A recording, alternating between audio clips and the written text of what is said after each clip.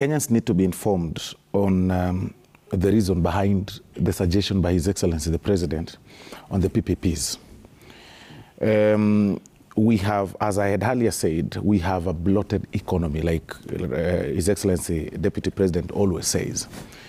We raise on or about 2.2 or 2.3 thereabouts in taxation, in revenue as a country, but our budget always exceeds 3 trillion. And in some few years, we've been exceeding 3 trillion.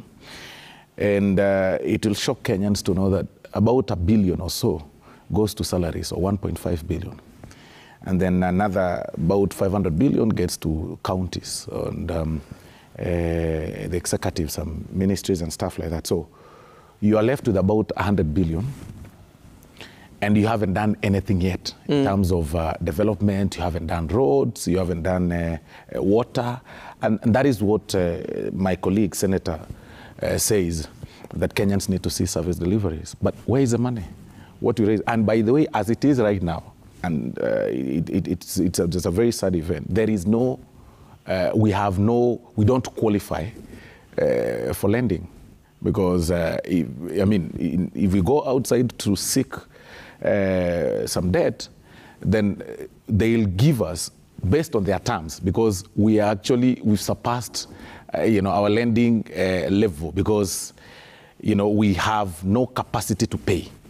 And any lender looks at the capacity to pay. We do not have the capacity to pay, because we're already paying a lot of debts outside there when you look at the collections and stuff like that. So it is what forms the president's proposal on the PPPs, because you need water. And the only way you can get this water is if we work with the economy as we are, we stop paying our debts, which you already have, the foreign debts and the local debts and stuff like that, which is of course not possible.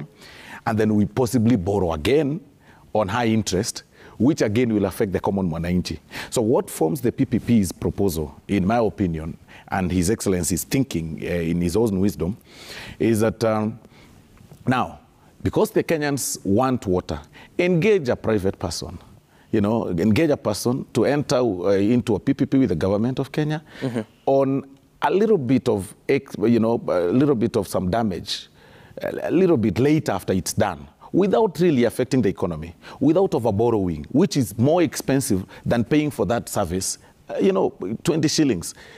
For example, if you're paying 20 shillings, I'm giving an example, you're paying 20 shillings per liter of that water. It's way better than you paying 100 shillings in taxation to pay a foreign debt. So this is a mitigation measure that is formed from the onset as a matter of, mitigating these challenges of revenue collection.